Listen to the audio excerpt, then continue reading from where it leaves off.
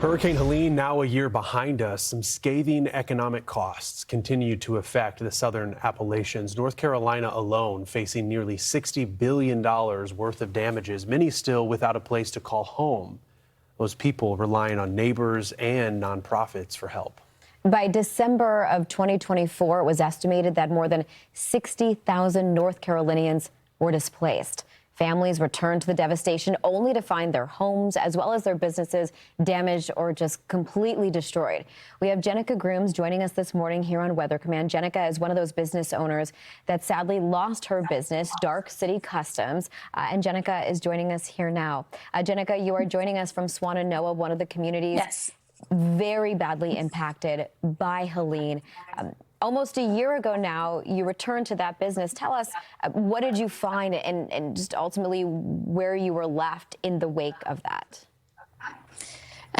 Our entire business, as you were saying, was completely destroyed. And unfortunately, a year later, we have not had any other answers or help.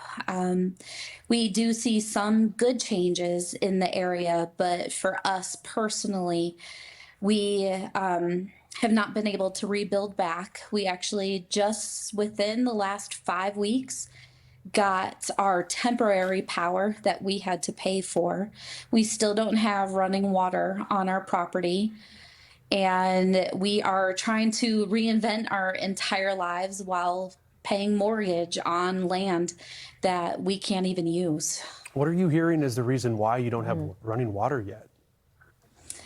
It was due to the damage that was done onto our property because it completely wiped us out. We are not allowed to rebuild anything back without having certain permits. And unfortunately, there's a lot of disagreements on how things can be built back. A lot of the departments, like flood zoning departments, Buncombe County, not a lot of them agree on how certain things should be done, and they have made it almost impossible for us to get some of our basic needs. I think the red tape can be some of the most frustrating that somebody who has lost everything, or at least a business, to go through, because we're here a year later and you're still dealing with that. Hate to hear it. The video we were showing you too are these temporary shelters. I know that you were introduced to a nonprofit that builds those. Have those come in handy? Tell us more about that. Yeah, honestly, just recently, I have been to some of the areas where we have delivered these temporary structures that were housing people, and a lot of people are still living in these. Unfortunately, they turned into more of a long-term due to families just, it's slow moving, slow to rebuild. So a lot of people have continued to live in these. They have built add-ons and additions to them to fit families' needs. There are still people who are living off of propane tanks.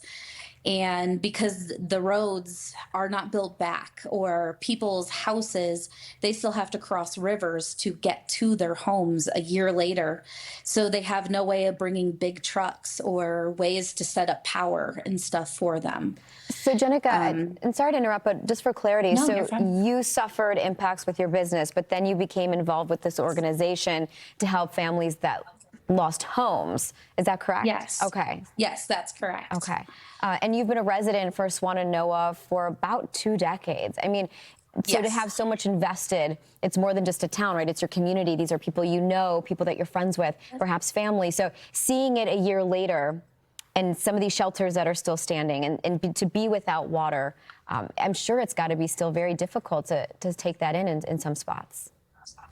It definitely is. It's also really, really hard because, again, these are the communities. These are some of my children's friends that are living in these conditions, and you're trying to do the best that you can to help everybody. The community is still strong and trying to work together and helping one another, just family by family and house by house. I think that's one of the things we learned and saw here in real time was because federal aid and state aid tends to be a little bit slower, it's the nonprofits that get in right away. And it's really just neighbors helping neighbors. And after Helene, you had winter. So it was that challenge as well. It's hard to believe that it's been a year.